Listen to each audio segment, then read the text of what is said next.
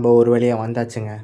நாச்சியார் கோயில், உறையூர் நாச்சியார் கோயில், 2வது திவ்ய தேசம். முதல்ல திவ்ய தேசம்னா முதல்ல என்னன்னு சொல்லிடுறேன்.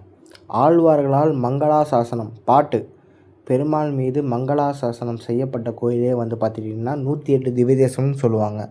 அப்படி 2வது திருக்கோயிலாக உறையூரில் இருக்கக்கூடிய நாச்சியார் கோயில் சொல்லுவாங்க. இந்த கோயிலில் பல சிறப்புகள் இருக்குங்க. நான் ஒவ்வொன்றா சொல்கிறேன் கேளுங்க. இந்த கோயில் தாங்க திருப்பாணாழ்வார் அவதார ஸ்தலம். நந்தச்சோழன் என்ற மன்னன் மிகப்பெரிய விஷ்ணு பக்தன். உறையூரை தலைநகரமாக கொண்டு சோழ நாட்டை ஆட்சி செஞ்சுட்டு வந்தாங்க. அவருக்கு நீண்ட நாட்களாக குழந்தை பாக்கியம் இல்லாததால் பெரும் கவலையாக இருந்தார். இதனை பார்த்த பெருமாள் தாயாரையே அவருக்கு மகளாக பிறக்கும்படி ஆணையிட்டார். நந்தச்சோழன் காட்டுக்கு வேட்டையாடுறதுக்கோசரம் போகிறாரு. அப்போ பார்த்திங்கன்னா உறையூரில் பார்த்துட்டிங்கன்னா தாமரை ஓடையில் மகாலட்சுமி தாயார் தாமரையில் அவதரிக்கிறாங்க. சிறு குழந்தையாக தாமரைக்குள்ளே இருக்கிறாங்க. இதனை பார்த்த நந்தச்சோழன் எடுத்து வளர்த்துறாரு. தன்னோட குழந்தையவே வளர்த்துறாரு. அவருக்கு தாமரை மலரில் இருந்து அந்த தெய்வத்தை எடுத்தனால அவருக்கு கமலவல்லி என்ற பெயரும் சூட்டுறாரு. பார்த்துக்கிட்டிங்கன்னா தாயார் நல்லா வளர்கிறாங்க. கல்யாண வயசும் வந்துடுது. ஒரு நாள் காட்டில் அவங்களோட தோழியோடு இருக்கிறப்ப ரங்கநாதரும் பார்த்துட்டிங்கன்னா வேட்டையாடுறதுக்கோசரம் அந்த காட்டுக்கு வராரு. அந்த காட்டுக்கு வரப்போ கமலவல்லி தாயார் அந்த அரங்கனை பார்க்குறாங்க. பார்த்த அழகில் மயங்கிடுறாங்க. நான் கல்யாணம் பண்ணால் அரங்கநாதன், ஸ்ரீரங்கத்து பெருமாள், அவரை தான் நான் கல்யாணம் பண்ணுவேன் அப்படின்னு மனசில் நினச்சிட்றாருங்க. ரங்கநாதர் மேலே தாயாருக்கு கமலவல்லி தாயாருக்கு காதல் வயப்பட்டுடுறாங்க. அதுக்கப்புறம் என்னாச்சுன்னு பார்த்துக்கிட்டிங்கன்னா அதுக்கப்புறம் ரங்கநாதர் அவங்களால பார்க்க முடியல. அவங்களையே நினச்சிக்கிட்டு இருக்காங்க. இதனால் நந்தச்சோழன் மீண்டும் அவர் கவலைக்குள்ளே போகிறாரு.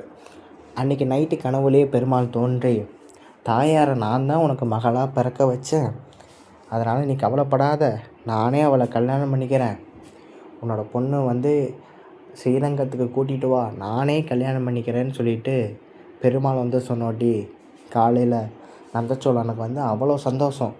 ஊரே அலங்கரிக்கிறார். மகாராஜா இல்லையா, அதனால் ஒரே அலங்காரம் செஞ்சு தாயாரை கொண்டு போய் ஸ்ரீரங்கத்தில் பெருமாள் குடும்பத்தை நிப்பாட்டி அவங்களோட சேர்த்து கல்யாணம் பண்ண வச்சிட்றாரு. அதனால தான் இந்த கோயிலில் பார்த்துக்கிட்டிங்கன்னா உற்சவர் தாயாருக்கு மட்டும்தான் இருக்கும். பெருமாளுக்கு பார்த்துக்கிட்டிங்கன்னா உற்சவர் இருக்காது. வருஷத்தில் ஒரு நாள் ஸ்ரீரங்கத்து பெருமாள் இங்கே வருவார். இங்கே 2 பேரும் சேர்த்து வச்சு உற்சவம் நடக்குங்க. ஒரு அருமையான ஒரு வைபவமாக அதை கொண்டாடுவாங்க இங்கே இருக்கக்கூடிய உறையூர் மக்கள். இதுதான் நந்தவனங்க, கோயிலோட நந்தவனம். செடிகள்லாம் அவ்வளோ அழகாக மெயின்டைன் பண்ணிக்கிட்டு இருக்காங்க. தயவு செய்து யாருமே அதை போய் எப்படி சொல்கிறது, அதை அசுத்தப்படுத்தாதீங்க. வெளியே நின்று பார்த்து ரசிங்க. அப்புறம் ஒரு முக்கியமான விஷயத்தை நான் உங்கள்கிட்ட சொல்ல மறந்துட்டேன் பாருங்கள். இந்த கோயில் பார்த்திங்கன்னா திருமங்கை ஆழ்வாரால் மங்களாசாசனம் செய்யப்பட்ட பெருமாள். நான் உங்கள்கிட்ட அதை நான் சொல்ல மறந்துட்டேன். அப்புறம் பார்த்துட்டிங்கன்னா இங்கே இருக்கக்கூடிய விமானம் பார்த்துட்டிங்கன்னா விமானம்னா கோபுரம், கல்யாண விமானம்.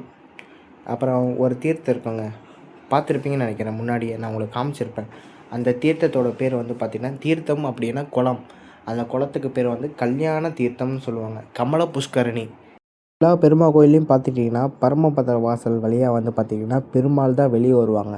ஆனால் இந்த ஒரு கோயிலில் மட்டும்தான் பார்த்துக்கிட்டிங்கன்னா தாயார் சொர்க்கவாசல் வழியாக வெளியே வர கோயில் மட்டும் இங்கே மட்டும்தாங்க இருக்குது, வேறு எங்கேயும் கிடையாது.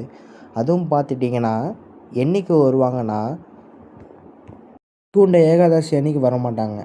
தை அல்லது மாசியில் வரக்கூடிய ஏகாதசி தினத்தில் மட்டும்தான் பார்த்துட்டிங்கன்னா கமலவல்லி நாச்சியார் சொர்க்கவாசல் வழியாக வெளியே வருவாங்க.